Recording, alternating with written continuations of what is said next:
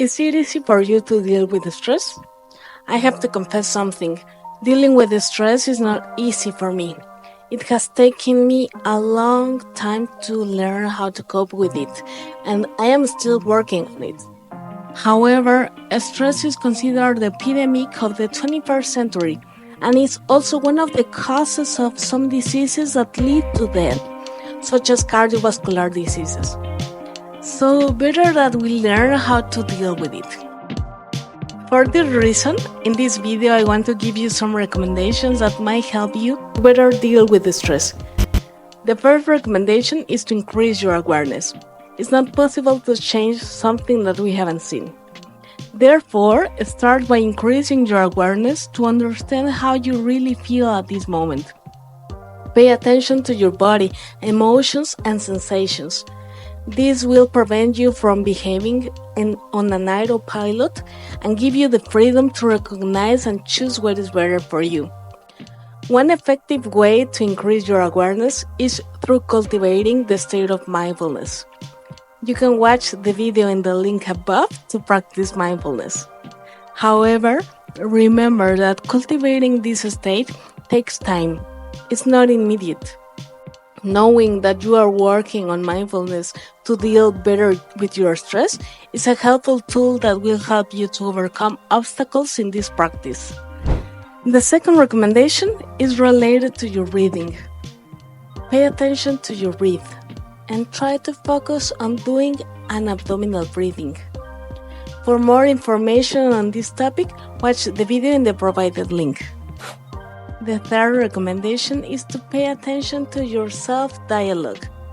This involves recognizing how you talk to yourself. We often don't speak to ourselves in a friendly manner and tend to be very critical.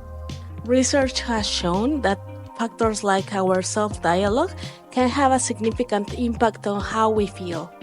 So become aware of how you talk to yourself. If you have found the information that I have provided so far helpful, don't forget to subscribe to the channel, give the video a thumbs up, and share it with someone who might find it useful. The fourth recommendation for dealing with the stress is to spend time in nature. It's okay to do this in any way you can, whether it's viewing a picture, having a plant, or going to a park or venturing into the forest. Whichever option you choose is fine. The key is to do it. Research supports that connecting with nature can significantly decrease stress, so allow yourself that experience. Lastly, I want to share a collaboration that I did with a dear colleague, so check out the video. Hello to everyone. Hello, Jimena. It's really nice to have me. Thank you for inviting me to this interview. So yes, I'm Ben. I'm a colleague of Jimena. I'm currently also pursuing my PhD at the TUM School of Medicine and Health at the AG Sports Psychology at TUM, Technical University of Munich. As you said, I teach the module Stress Management at our university. Currently I'm teaching relaxation techniques. I'm a certified stress trainer, certified relaxation trainer. And my PhD topic is about digital behavior change intervention. So by training, I'm a health scientist. I studied health science in bachelor and master. And I'm really interested in prevention and health promotion and how we could use digital technologies to help a large number of people in changing their health habits. Because oftentimes we know what we should do, but we're not doing what we're knowing. And that's true, I think, for physical activity, for nutrition, but also for our own recovery. And actually, I came to the idea now. Why, if we know what we should do, we are not doing that? That's a huge challenge. We call that in psychology the intention-behavior gap. So oftentimes we just think that, well, I just need to know what I should do and then I'm doing it. And that's what prevention campaigns did for a long time. So, which is really important. I mean, informing people about the risks of certain risk behaviors like smoking and the bad effects it has in the long term and also short term on your health. is important, but it's not enough to really help people to get them over that intention behavior gap. And this is I think we can all relate to that. We are reaching the end of the year, and at the beginning of the year, lots of people are setting New Year's resolutions, and apparently they are year by year the same. So this is a big challenge. This is a big challenge for the health system also. It produces lots of costs. And that's why I'm really interested in health psychology, because there are techniques out there that could help us in overcoming that intention behavior gap. And that's also something what we try to do, and what I did in the project I'm working with. We developed an app. It's actually for free. So, but just, I mean, if you're speaking German, it's called Herzfit.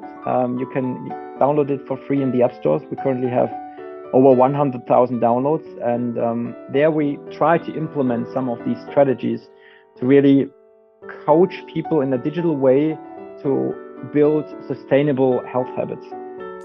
Okay, cool. You know what I have seen the other day, which is in my area, which is more related to mindfulness and self-compassion, is actually we are lacking this part of self-compassion. Because usually, for example, we know that what we should do, but we set that orders to our brain in a non-kind way.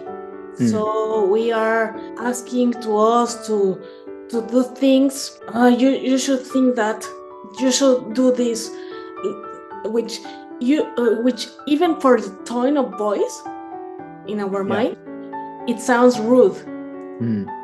But if we change the brain and we start thinking in a more compassionate way, why this will be useful for you, and you change the tone of voice of your mind voice, we can promote easily those changes.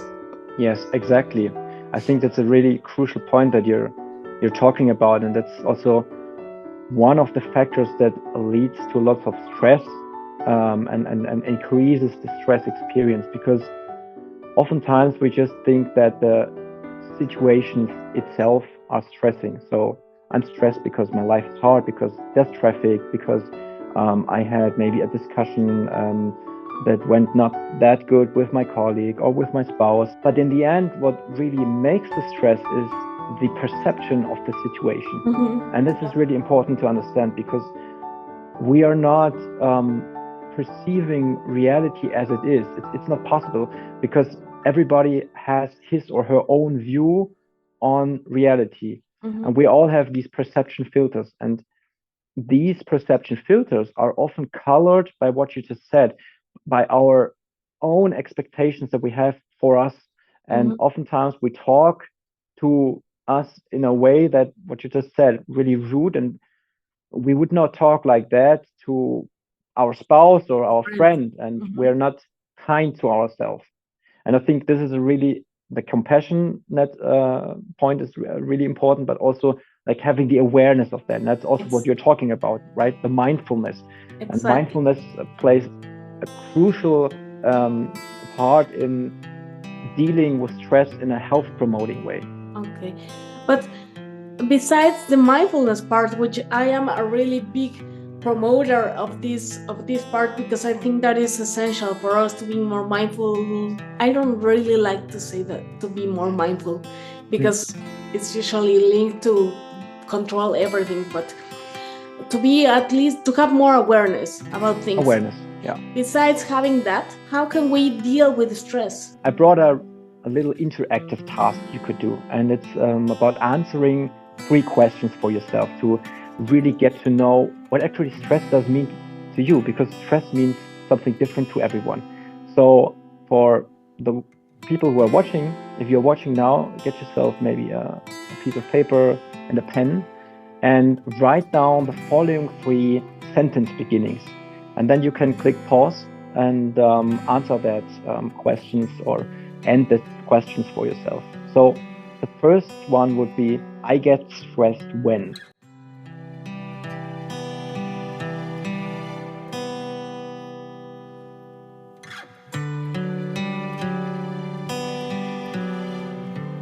second one, I put myself under stress by.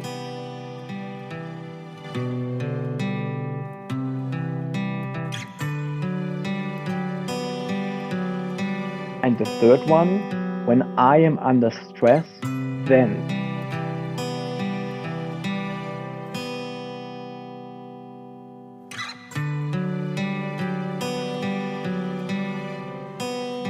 If you are thinking about these questions and answer that questions, you will find out that stress is not per se stress. So the first perspective that we could have on stress is looking at the stressor itself. Mm-hmm.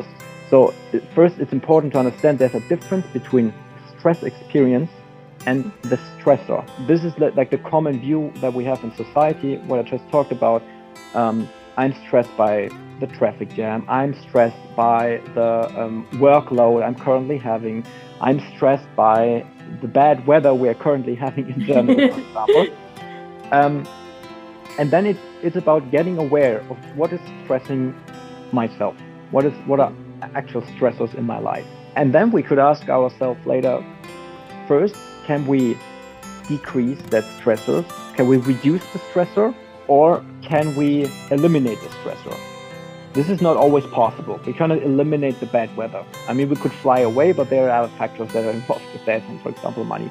The second perspective I put myself under stress by is the perception, what I just talked about, the perception that you have on that situation. Mm-hmm. Because think about it. If we think about it like the traffic jam, is a traffic jam per se a stress experience? Not for everybody. Some people are perceiving it as stressful. Other people are not perceiving it as stressful. It's the interpretation and the perception that we have of the stressor. Mm-hmm. It is often also the anticipation of the consequences. Mm-hmm. So stress is something that comes from your brain, because what is stress? This is the third perspective. When I am under stress, then. This is the perspective of the bodily and emotional reaction that you're having when you're stressed, when you have that stress experience. Mm-hmm. So, for example, when you're having a presentation, when you're giving a presentation, you start to feel the sweat, your heartbeat increases, you feel the stiffness of your muscles in the neck and shoulder area. But this, to look at that cascade, so your brain perceives that there's a challenge that I might not cope with. I might not have the ability to cope with that challenge. Mm-hmm. And based on that, stress hormones get released. For example, cortisol or adrenaline. And these stress hormones then lead to that bodily and emotional reaction. So I think when we want to decrease our stress, it's really important to think about what is the stressor, what is the stress perception, and what is the stress reaction. Getting aware of that could actually even decrease the stress because we understand what happens. We are not a passive agent anymore. Mm-hmm. And then we have different strategies that we could use on these three areas. We could try to decrease the stressor. We could work on your stress perception. Mm-hmm. That's what we're doing in the mental training. Mm-hmm. It's like if you have a sports competition, the people, they are able to score the goal because they are pros. But the perception of the situation and the thoughts that you're having, the self-talk you're having, right? That prevents you from being successful. So this is the mental training part. And then on the third perspective, the stress reaction, we do, for example, relaxation techniques. In order to change that arousal that we're having in the situation, we're having a psychophysiological arousal. So we feel anxiety, we feel that muscle stiffness, and then a relaxation technique training could help you to decrease that arousal. Okay. In the long term and in the short term. Okay. We have lots of approaches that we could use in order to decrease stress, but I think it begins with awareness. I agree with you that it begins with awareness, But I also think, which is very useful, is in this part of dealing with the stress, to know how to implement the relaxation techniques. Yes. So that at least you are aware of the situation. That's important first, and then you know how to deal with it. And I really believe that through these relaxation techniques, which could be meditation, could be breathing, or could be, in my case, going to nature, for example, doing exercise, progressive muscle relaxation. Yeah. Through these relaxation techniques, you know how to deal with this stressor, with this situation. Because and the reason why I think that is essential, this part of the relaxation techniques, is because when you were explaining this, I was thinking, what could happen, for example, when a person has a real stressful or a big stressful situation, like not having enough money to pay his rent or his loan, and dealing with a family member who is gonna die, or yes, dealing with a disease. No, how do you do that? Because it's more challenging to reframe this without knowing or without having the relaxation techniques first, and then you can start from a more calm way. You can start changing your thoughts, changing the way how you relate to the situation. Something like that could be very challenging, I think. Exactly. And oftentimes also we start with the relaxation techniques, because also by applying relaxation techniques, we're getting also more aware of our bodily symptoms. I mean, that's how, for example, the progressive muscle relaxation is working. Mm-hmm. So we're contracting the muscles and we are releasing that muscles, and we're getting aware of the muscle tension. And it's oftentimes it's unconscious when we're stressed, that we have the stiff shoulders, for example. We're getting aware, well, I can also release. And that's what you say, that then we have the basis for thinking about like reframing or using other strategies like time management strategies, for example.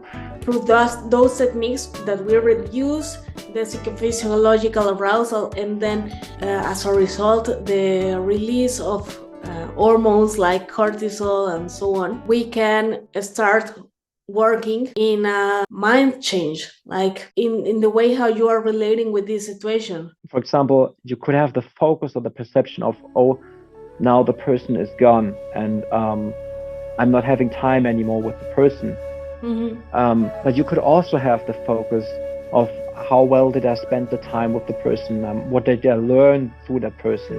And there's no wrong or right. Mm-hmm. This is all about the awareness and the stress management, to be cognitive flexible and having the ability to have different perspectives on a situation, not being identified with your own point of view. There's no wrong or right view. It's just asking yourself, is there maybe another point of view on that experience? This cognitive flexibility you can more easily have if you are in kind of a more relaxed way. If you're not in that stressful way, because then it's just about fight or flight or freeze. Yeah, exactly. And also I think that one ingredient here is to be more compassionate to ourselves, because we know that there's no right, there's no wrong. So to don't be upset with us because of the decision that we have taken, to accept what we did. It's easier, and also easier saying than doing, no? But absolutely, yeah. What is very important is, in fact, to be more, in summary from my side, is to be more compassionate to ourselves whenever we are facing stress. I think we could talk for ages, but it's really interesting. Yeah. And I think it's also really important. I mean, I just had a look at the reports of the insurance companies in Germany, and we have such a huge increase in mental illnesses and incapacity to work. So actually, there's an increase of almost 50% of incapacity to work in the last 10 years due to mental illness. So I think it's really important to talk about these topics from the side of the health system, but also from the company side, because this is a performance factor, it's a productivity factor, Exactly. and it's a competitiveness factor for companies. So I hope that we could increase that discussion in Germany and find ways also to implement strategies on a societal and individual level to not just prevent the diseases, but also to increase the flourishing of people. Yeah, to start showing to the people that their life hasn't finished despite a mental illness, no? That their life can continue. And yeah, stress, unfortunately, is one of the factors that can be very difficult to handle with a mental illness. Thank you very much. Thank you very much, everyone, for being here. So I hope that these recommendations, along with the listening to this collaboration, provide you with great insights to better deal with the stress. If you implement any of the suggestions, I invite you to share your experience in the comment sections down below and let me know how do they have helped you to cope with the stress. I wish you a fantastic day. Bye bye.